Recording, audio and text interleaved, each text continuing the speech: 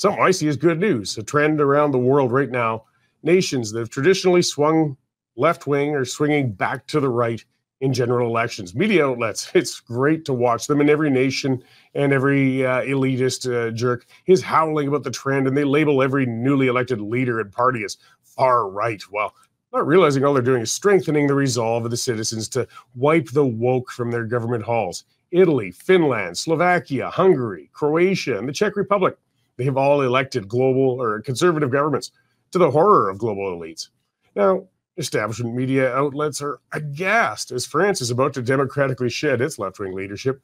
Argentina, they made the biggest swing from outright socialism to electing Javier Milei, who has acted without hesitation to cut their massive civil service and reform the government.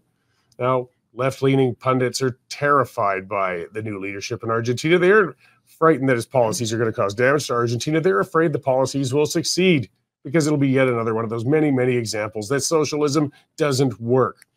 In the United States, well, Donald Trump is poised to return to power this fall, and in Canada, the Trudeau government's poised to be crushed as soon as the citizens are given the chance to vote on it. Now, President Biden's clear dementia and Justin Trudeau's ongoing incompetence certainly contributed to the dramatic decline in support for their respective parties, but it's more than that. North Americans have had enough of the woke politics, and they're pushing back.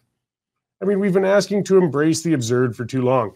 Cancel culture has gagged people long enough, and they're ready to stand up and finally say the emperor has no clothes. Orwell's 1984 was prescient in so many ways. He predicted the bizarre state enforcement of linguistic nonsense when the dystopian world he created had the government declare war is peace, freedom is slavery, ignorance is strength. But even Orwell never predicted just how ridiculous it was going to get in the real world. People are sick of being told to disregard what they see with their own eyes and that the common sense conclusions they've made are wrong. Citizens are tired of being told that athletes with penises are actually women, and it's fair to allow them to compete with real women in events. The claims of systemic racism are exhausting. In Chicago, a black lesbian extremist named Lori Lightfoot was elected as mayor. It's surprising they didn't cut off one of her legs to fill another checkbox of the woke. When she lost the next election, she blamed systemic racism. She was replaced by a black guy, but we're supposed to suspend reality in light of the woke. People can't cancel. They can't handle the economic abuse of green energy sources any longer. They're calling it out. They won't accept the myth that windmills can replace gasoline. They see their energy bills. They know what's going on. Rather than addressing the deepening social issues in minority communities in North America, policing was blamed, and the idiotic defund the police movement was embraced with catastrophic results in major cities in the United States and in Canada. The woke, only the woke, can keep a straight face and tell us that reducing policing is the best way to dealing with rising crime rates. Why don't we reduce teachers to help them teach students better? Oh yeah, the unions suddenly get a problem with that. While an addiction epidemic is raging, though, the woke are telling us the solution is to give them more drugs. I wish I was kidding. The cities that have embraced this have created dystopian ghettos populated with zombie-like addicts who are dying in record numbers. There's no such thing as a safe supply of meth, and citizens know it. In San Francisco, one of the most vibrant cities in North America, has been gutted as the woke have decriminalized petty crime. Citizens and businesses alike are fleeing.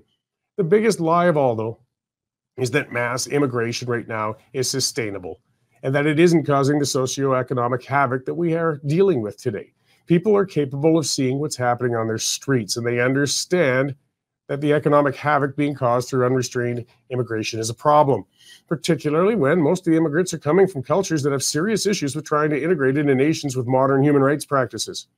So while supplies in housing, healthcare, education, and every social service decline, citizens have had it with ivory tower arseholes chiding them for showing their concerns, and they're telling people that it has nothing to do with the floods of immigration. It's not racist to ask the government to tap the brakes and slow the rate of immigration to what we can manage, but that's what a person's accused of every time, and people have had enough. People, rather than trying to understand and address why citizens are democratically evicting woke administrations in their countries, the elitists in media and academia are scolding us. They accuse people of everything again, from racism, selfishness, extremism. They spit out the word populism as if it's a terrible thing. Well, it's another term for democracy, actually, guys. They loathe the very idea that the unwashed masses can impose their will through elections. They'd best be wary. If the majority can't effect change democratically, they'll bring it about through less peaceful means. So don't crap on the elections, guys. It's the safest way to go, and they won't be stopped. Everything goes in cycles. The world's on the brink of another heyday in conservative leadership, like we saw in the 80s with Reagan, Thatcher, and even Brian Mulroney. Hopefully, the democratic course correction goes as smoothly as possible and citizens shed the idiocy of woke socialism around the world. The change in course will be a positive for us all, as long as the establishment allows democracy to run its course. If democracy doesn't denied, well, the transition could be uglier, but it's coming all the same. And yeah, I know, give it 2 more generations and they'll swing the pendulum right back to stupidity, but that'll be their problem to deal with then.